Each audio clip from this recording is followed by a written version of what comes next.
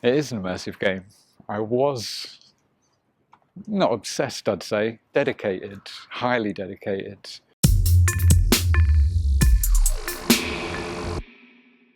My name's Darren Bland. I'm from Norwich in the UK and I currently hold the Guinness World Record for the longest game of Football Manager. Around about the time I was playing Football Manager 10, I just had the time on my hands. I don't like to start a game with a club, then move on when I get a better offer. It seems a shame to put all that work in and then just leave for somebody else to ruin while you watch and then take over another club and do it all again. So there was no intention of setting any kind of record or even telling anybody about it really, just a couple of friends. But the reason I chose Fiorentina was because I like the colour. My favourite all-time player, Socrates, played for him for one season. And he's got a bit of a beard, yes. And he's a bit of a revolutionary. Completely unlike myself.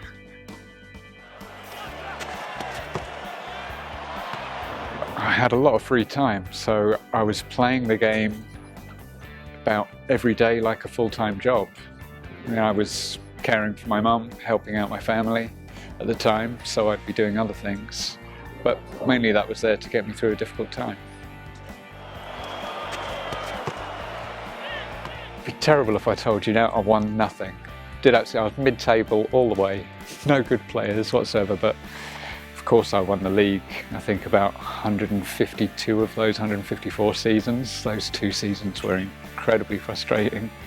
As far as achievements go, I mean, getting your own stadium named after you is pretty good. That's one highlight. Having a player retire because of arthritis was strange. Just the thought of being like the world's oldest man, but still alive, still working, still winning. It was success all the way, man. I've got a formula for it. It's buy them cheap. I think I must have spent about $500,000 on players in those 150 years, but recouped about 2 billion. So I was a good manager, good at business. Buy them cheap, sell them high, get them when they're about 16, get rid of them when they're about 28. Some big team will buy them and you just invest it all again.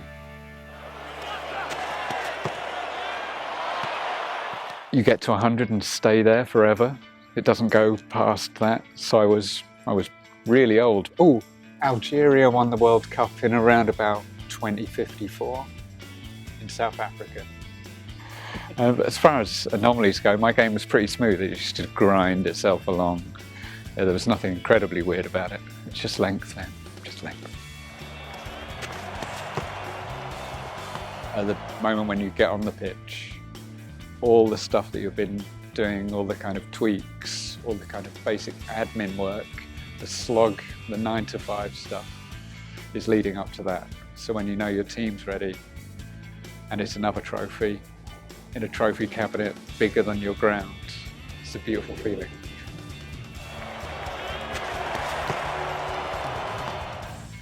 The game ended with me spilling some liquid all over my laptop, breaking my laptop, and I was so heartbroken I didn't even try and retrieve it. I saw it as a natural way of ending what could have gone on quite possibly forever.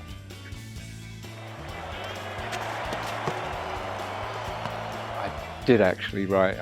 When Gerard Houllier left Liverpool, before Rafa Benitez got put in charge, I did actually apply for that Liverpool job and got a really nice letter back from them.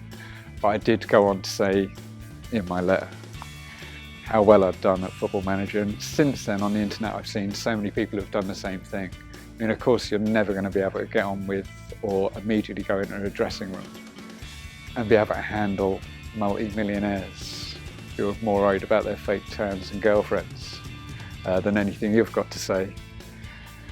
So, of course there are going to be some elements of tactics and coaching that you'll have a grip on and be able to, I guess, do something with, but actual man management, no, not at all, not one bit.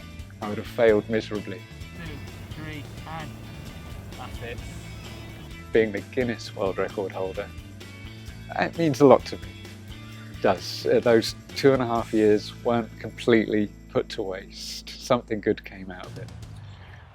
This has been a nice experience as well.